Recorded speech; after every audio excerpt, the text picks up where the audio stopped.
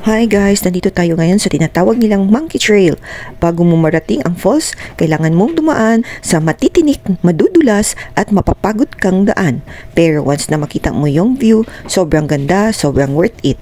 Parang pagiging content creator, sa simula ang hirap. Minsan walang nanonood, minsan walang support.